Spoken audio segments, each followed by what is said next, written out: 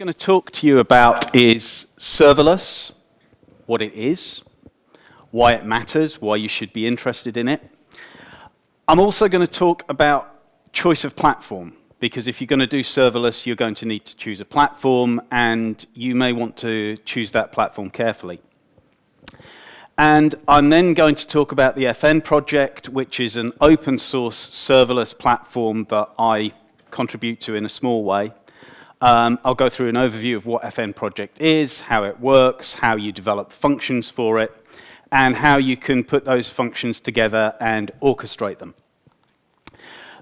Just a little bit about me. I started working for Thor Technologies in January 2005, and then we got bought by Oracle, and I was going to stay for 6 months, and I'm still here.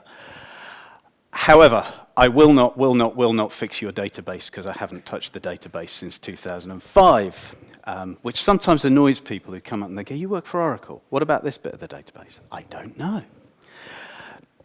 So my role today, or the position I have today, is I'm called a cloud architect. I go around EMEA, I work with Oracle customers, getting them to use Oracle Cloud. But what I really do, and what I've done all my career, is I solve problems. Now, a lot of the time, when we look at solving problems, we need to think about, what kind of approach do we take to them? And I've always been a great believer in this, in simplicity. So you try to make things as simple as possible. So it's a great principle, but how do we apply simplicity? A lot of the time, I think it's about scope. It's about how you scope a problem, how you frame a problem. For example, if you're looking at mathematics, how easy a problem is to solve can depend on how you frame it. If you're doing something with spheres, then it's much easier to work in spherical coordinates than it is in Cartesian coordinates. It'll make your life a lot easier. And in computing terms, often what we need to do is to pick the right abstraction. If you pick the wrong abstraction, you can make your life a lot harder. And to me, serverless is really about those things. It's about simplicity, it's about scope, and it's about abstraction. So what I'd like to do here in this room right now is for us to create our own serverless platform. Can everybody see the servers? I want you to look at them very, very carefully. Now we've made them serverless. Yeah? Can't see them, they're not there. It's a bit of a joke, but the fact that the term says serverless doesn't mean there are no servers. That's not the point of it. The point is that it is an abstraction. So we need to have a certain theatrical suspension of disbelief when we use this term. So what actually is it? CNCF, this is their definition, and I think it's as good as any. Serverless computing refers to the concept of building and running applications that do not require server management. Yeah, that's a key point. And it describes a finer-grained deployment model where applications bundled as one or more functions are uploaded to a platform, then you execute them, scale them, build them in response to the exact demand at that moment. So, you're not managing servers, and you're putting everything up as functions, and it's delivered as it's needed, rather than being just there and running around. So it's an abstraction of infrastructure, and not just the physical infrastructure, but the operations around it, the management of it. And if we have an application built on the top of those serverless components, the servers you can't see, the network you can't see, etc., we could say that what we've got there is a serverless architecture. And functions as a service is how you run, it's the compute piece, it's how you run the logic of what you've built on top of a serverless architecture. So, to continue with the theatrical analogy a bit, has anyone here ever read for a play? You've ever been in a play? You really should try it, it's a great experience. But as an actor, you're given a script and you learn your part. So you learn things people say to you, that's like your input, or events that happen that trigger you off. And you learn the output, the things you say back. And stage directions, where you might change the state of the stage. So, if you kill someone, that's a fairly big state change. And so what our actors really doing to an extent is implementing a function. They've got a single responsibility to discharge. And the audience care about the action. They care about what's going on in this stage in front of them. They don't care about who's having a fight with who in the green room or the fact that the costume department are all, at each other's throats. And that not caring about backstage also applies to businesses. Yeah, business doesn't care about infrastructure unless you're an infrastructure business. Business cares about action. They care about the things that we do as developers, the things our applications do that deliver value to them and their customers and users. And with function as a service, the idea is that as developers, we focus on actions rather than worrying about infrastructure. So we're going to increase developer productivity by adding another layer of abstraction. Has anybody ever heard anything like that before? Yeah, it's a bit of a recurring theme. But again, it's back to this idea of simplicity and how we frame the problem. Now, my favorite programming language is Ruby. One of my great heroes is Sandy Metz, and if you don't read her books and look at her talks and stuff already, then I would recommend it, even if you're not a Rubyist. But, Sandy Metz said, a lot of what she does, a lot of the things she's asked to do, it all actually comes down to a simple thing, which is make smaller things. Make smaller methods. She says, ideally, your method should be 5 lines or less. So what we want to do is we want to make smaller things. And if we make smaller things, it should be easier for us to get them right, and it should be quicker for us to write them. And again, when we're talking functions as a service, we write small functions. Each of those functions should just do one thing, preferably do it well. Because they're small, they should be easy to understand, they should be easy to write, they should be easy to maintain, and then we're going to run them on an abstracted infrastructure. That's our serverless platform. And the idea with this is we avoid this kind of scenario, where you've probably all been there. You're doing a project, there's a whole load of setup you have to do before you can actually start delivering anything, but from the business's point of view, it looks like you're doing nothing, and the activities you're undertaking have no value. The other way I think about this is almost in terms of atomization. So if you look at, think about a monolith, it's big, it's complicated, it's got multiple layers, it's difficult to change quickly, it's not very agile, and most of all, it has multiple concerns. Now, what we've done with microservices, architecturally, what we've done with microservices is we've started to split out those individual concerns into their own separate areas that we can develop and maintain separately. But what we do when we start to move architecturally to functions, if you like, you could almost consider microservices to be your simple molecules of computing and monoliths to be complicated molecules of computing. Functions, you're down to like your atoms of computing. These should be your irreducible minimums. If you can do it more simply, then your function needs should be split up. So we've had a change in terms of granularity. We've gone from boulders to small rocks to bits of sand. We've also got a change of scale. Monoliths essentially don't scale. That's one of the problems with them. Microservices scale better. But with functions, we can scale out practically infinitely. Each function invocation can have its own instance of the function that executes it. The other key dimension to consider is time. Because monoliths in computing terms run forever. Microservices run for an appreciable length of time. And they're consuming resources whether or not they're doing work.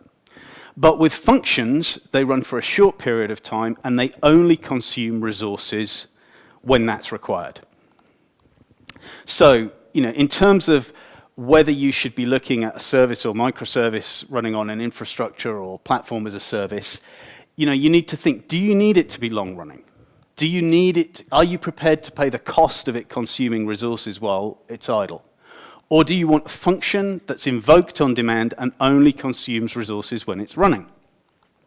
So the way I think of this is in terms of, if you've got function as a service, it's like waves. You go and look at the sea, sometimes there's big waves, sometimes there's little waves, sometimes you get big waves when you don't expect them. Tides, a lot more predictable. You get one every 12 hours. And so tides, if you've got tidal loads, that's much more a microservices thing. If you've got waves, that's much more of a FAS thing. And I guess a monolith is probably something like a river. Now, you may be thinking at this point, this guy has really drunk the Kool-Aid on serverless. Well, maybe I have. But, let's go and look at what some probably more sensible people have said. One of the things that University of Berkeley, who did a report earlier this year, said, people have been attracted to serverless computing and especially to functions because it's a new compute abstraction that is likely to be the future of cloud computing. I would argue that what we've done up to now, in many cases, is simply take things we had on premises, package them up, and run them in the cloud. When we get to serverless and functions of the service, for the first time, we're actually starting to create applications that are genuinely written for the cloud and start to exploit the nature of cloud computing fully. The other thing is, of course, why we do it, and University of Berkeley have said, you see improvement in programming productivity, and in many cases you see cost savings as well, which is back to the only consuming resources when you're running. So, the upsides of serverless makes development easier, improves developer productivity. That should mean that as developers we have increased agility, which means that we can provide that to the business, and therefore business should be able to become more agile. If we're more productive, then our development overall should be costing less, and we also reduce the cost of operations because our functions only consume resources as required. Now, if there are upsides, that must mean that there are downsides. And one of the biggest downsides is shiny, because there's a lot of hype around it, lots of people want to do things with serverless, it is inevitable that people will do things with serverless that are inappropriate and then they'll be disappointed with it. I did not, for the record, tell you to go back to your places of work and rewrite everything you have today as serverless. That would be a bad thing to do. But where you are doing new development, you should be thinking about, can I do it this way? And the downside, the downside risk is actually quite small, because if you write a bunch of small functions that do the work that you want, they're relatively easy to aggregate. It's a lot easier to do that than smash up a big monolith into little pieces. There's the ball of mud pattern from microservices, which is where if you have microservice A calls microservice B calls microservice C, they're kind of dependent on each other, so they're not really microservices, and what you've created is a distributed monolith. If you have interdependent functions, you can do that to yourself many times over, so you don't want to do that. The other danger is with lock-in. If you're looking at a proprietary platform, it might not be possible for you to take the function that you wrote for that and run it on a different one if you suddenly decide you want to. And you may find you've got restricted choice in terms of things like language, where you can run your functions, or what unit of abstraction your platform supports. And you may find that your function demands that you do things in prescriptive ways. It's one of the things with Ruby on Rails, which is a great framework, is if you try to do things the Rails way, it's really easy. If you try to do it a different way, it gets really, really hard. So, to a certain extent, your platform is a gilded cage. And if you're going to put yourself in a cage, then I would think long and hard about whether it's a cage that you're going to be comfortable with. Now, I started doing stuff with serverless about 2 years ago, and at the time, it's got better since, but at the time there were very few platforms out there that supported Ruby as a first-class citizen. And it's not just my concern. There are people who write in Erlang. I know people who still write in Fortran. So, if the language choice is restricted, that's kind of excluding a whole bunch of people. So I think what we want to do, and what I felt at the time, is we want to free the functions. We want to give people choice so they can write functions in the language they want, and they can run them in any environment. My friend who writes in Fortran, works for the British Antarctic Survey, is often on a ship somewhere in the Antarctic, and using a public cloud data center somewhere in Europe or North America would be difficult if you're in the middle of the South Atlantic. So the idea with the FN project is that you can write your functions in any language, as long as you can run it in a Docker container. And you can run it in any environment as long as that environment will allow you to run Docker, which, let's face it, is a pretty big target space. So, FN project, what is it? It's an open source serverless compute platform. You can deploy it on cloud or on premises. It can be deployed to any cloud, fundamentally. The unit of abstraction or primitive is the container. It's an active project. There's a large team. I'm one of the contributors.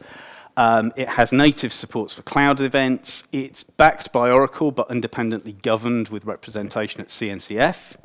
And we have a language-based workflow to orchestrate the functions together.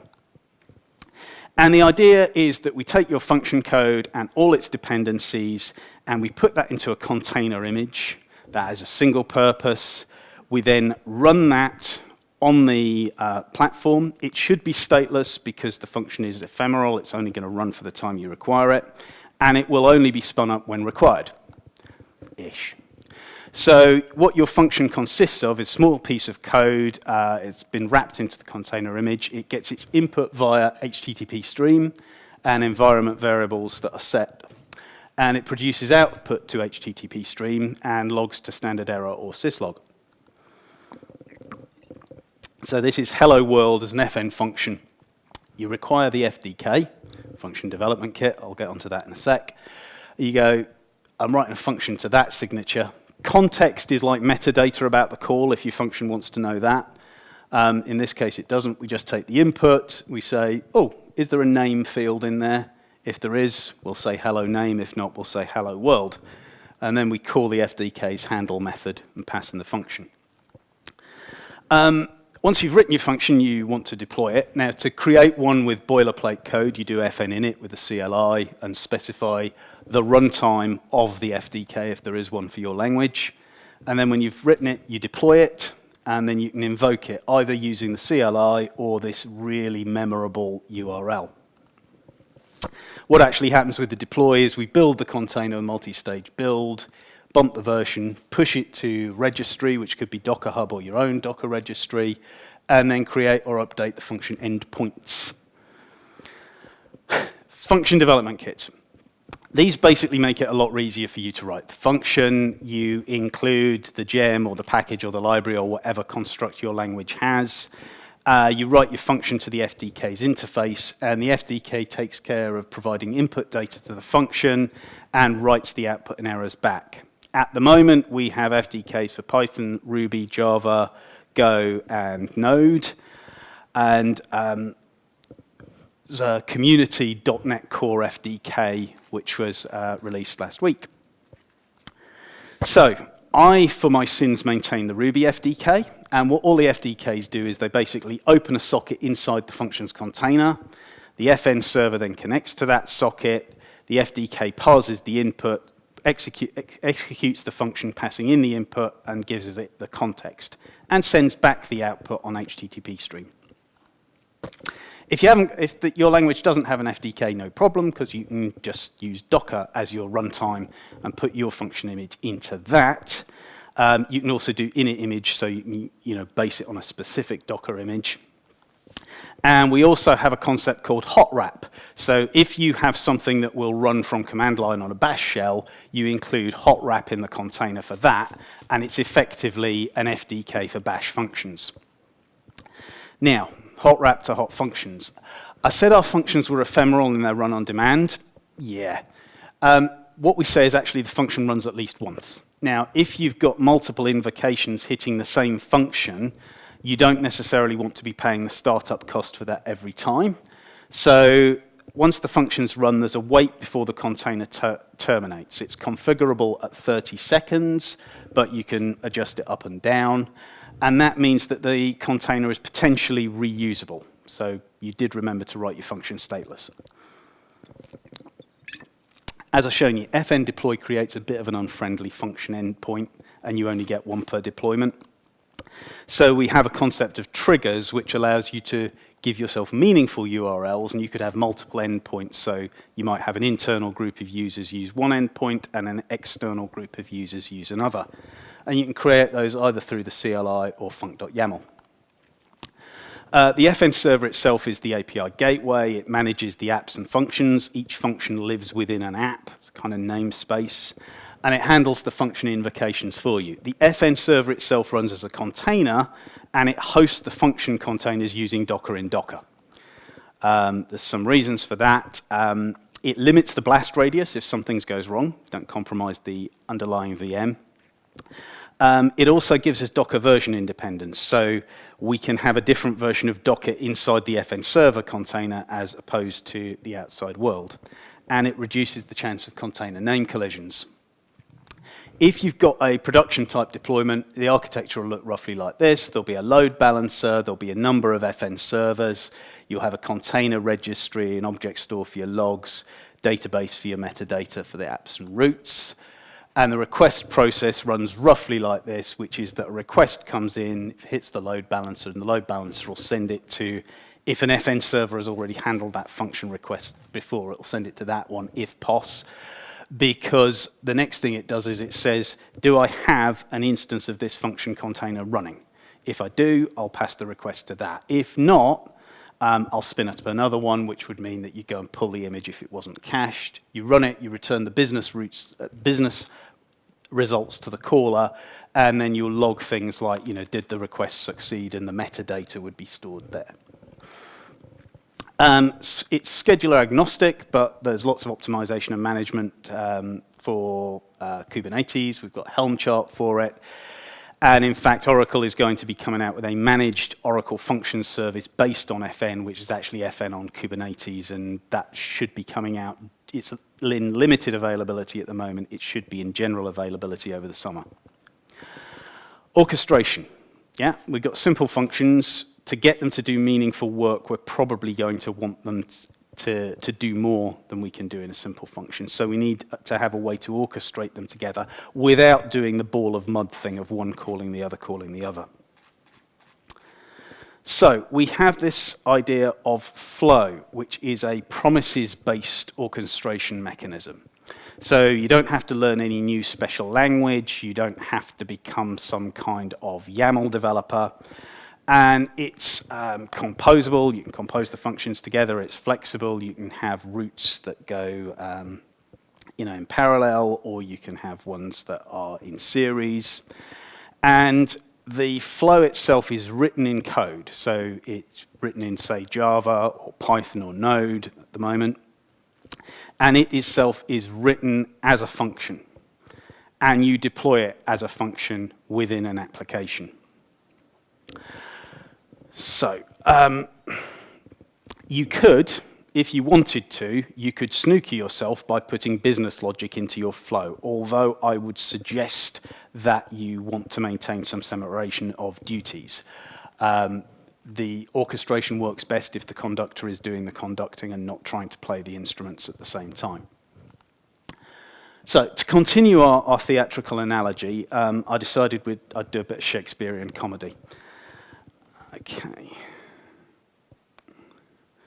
So, for your delight and delectation, I have adapted Shakespeare's As You Like It as a set of functions.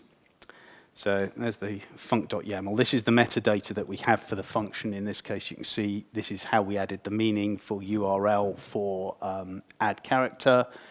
We've got our schema version. We're up to version 22 on that. Runtime's Ruby. It does Ruby func.rb.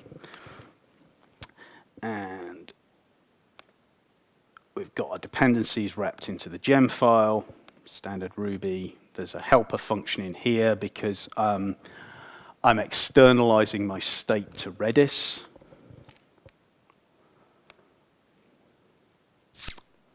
And the actual function itself it's pretty basic, really. We take the input, we check that we've got a name and gender and location. If any of them is missing, we send back an error message. Otherwise, we write that to the store. So we've got a set of functions like that. So we can add a character, we can disguise a character, get one, make them fall in love, even marry each other, move about, unmask each other. The actual flow itself is here. I've done it in Java. So for those not familiar with the play, there's a whole bunch of unlikely adventures go on. So Rosalind and Celia are at court, and then they decide to run away.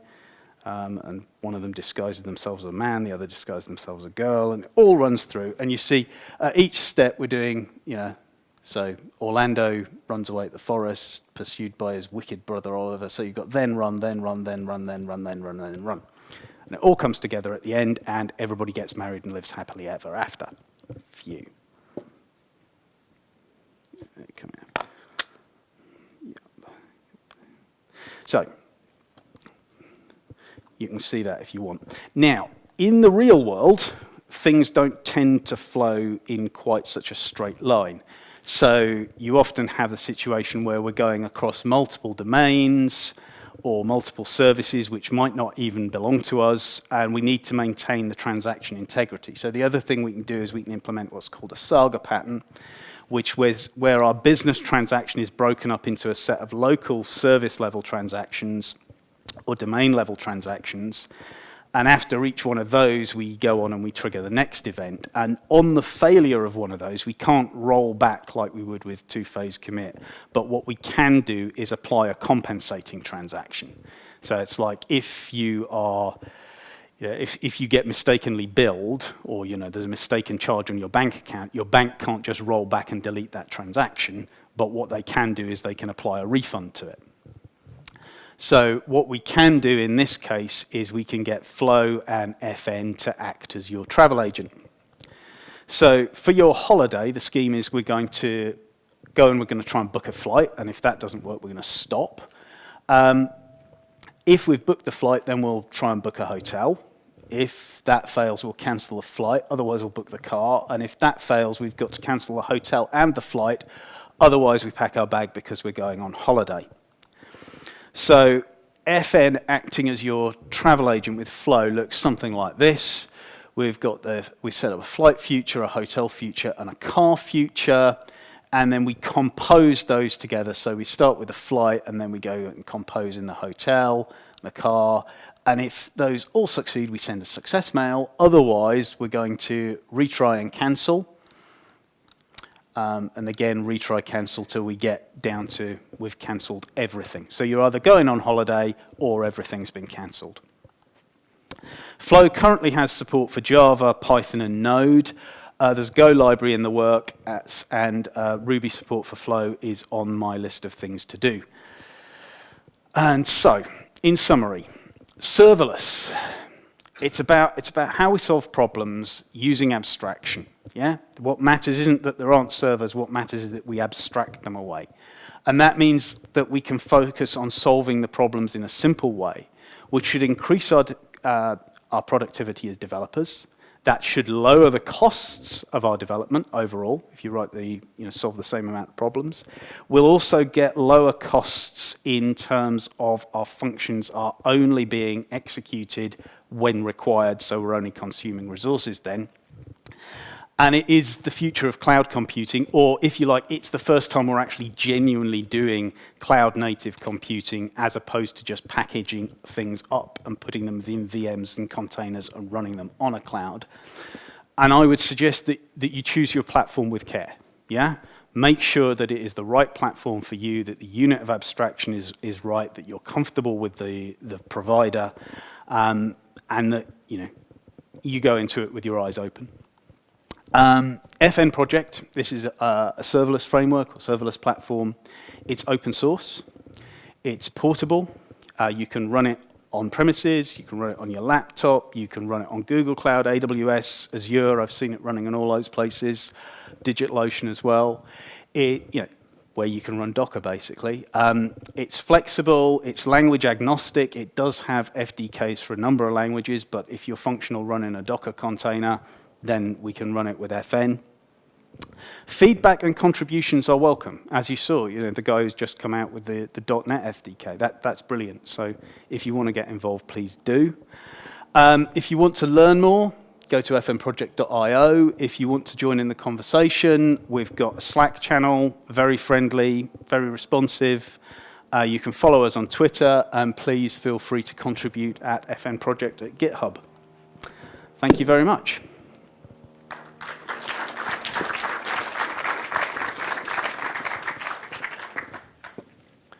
Any questions?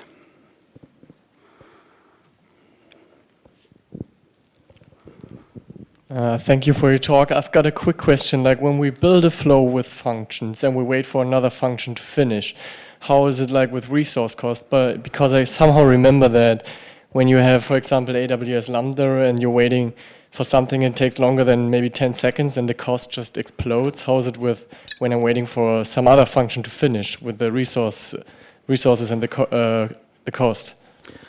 So you can have your that flow can work either synchronously or asynchronously.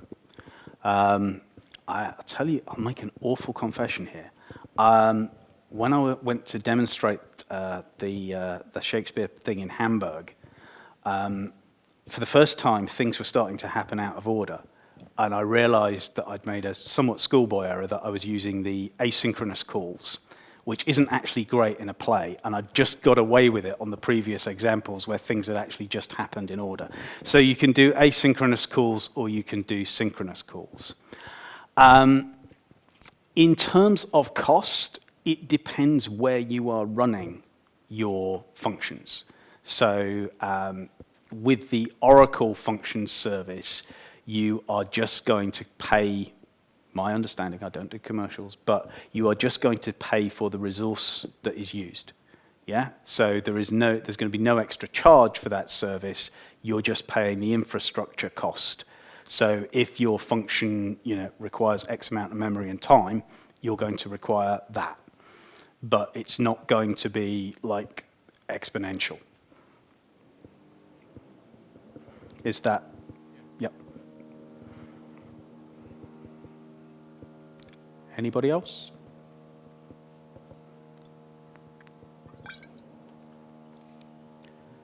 It's like there's some kind of evil dentist next door.